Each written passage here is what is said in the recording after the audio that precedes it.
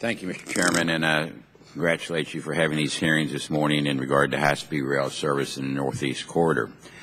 Despite wide recognition that high-speed rail creates jobs, reduces congestion on highways and airways, and decreases our dependence on foreign oil, the United States offers no high-speed passenger rail service, unlike other major industrialized nations.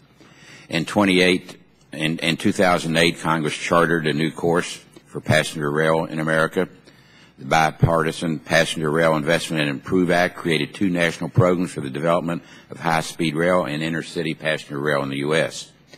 That legislation laid the tracks for President Obama's vision for high-speed rail, which called for historic investment in the development of high-speed rail and the $9.3 billion that was included for that purpose in the ARA Act of 2009, the most significant investment in passenger rail since the creation of Amtrak in the 1970s.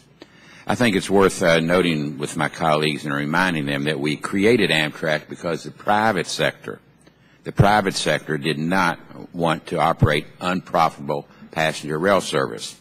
Private companies did not want to run passenger rail service then, and I'm not convinced that they want to do it now. But here we are again, and this time we're told that the private sector is beginning to take it over. Today we will learn about a proposal to privatize high-speed rail in the Northeast Corridor.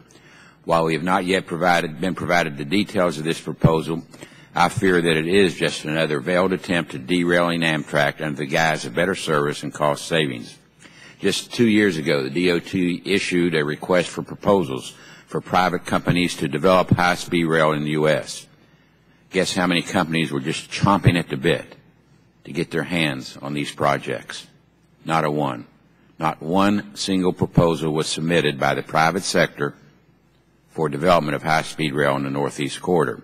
We also heard the committee roundtable in New York, Mr. Chairman, which you convened in January, from several private investors who clearly stated that they would need to see substantial federal funding in order to consider investing.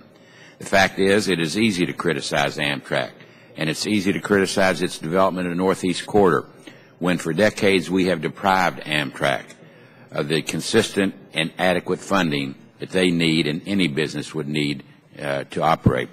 Despite repeated efforts to derail Amtrak through starvation budgets, congressional efforts to eliminate routes, and a Bush administration budget proposal to destroy Amtrak through bankruptcy, Amtrak has survived.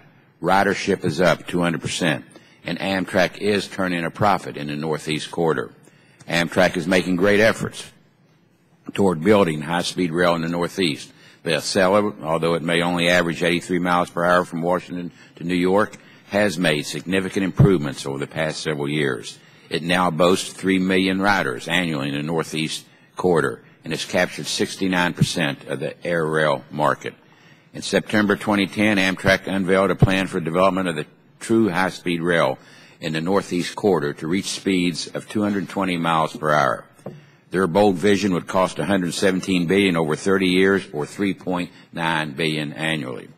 Some on the other side of the aisle have criticized these estimates, but that investment pales in comparison to what other countries are spending on high-speed rail and the $1.8 trillion this country has spent on our world-class highway and aviation systems.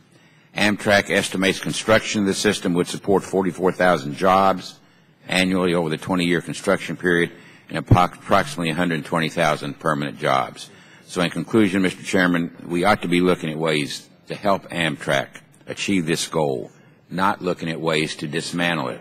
We should be celebrating Amtrak's 40th birthday, not trying to kick it in the caboose by selling off its assets to private companies. Thank you, Mr. Chairman.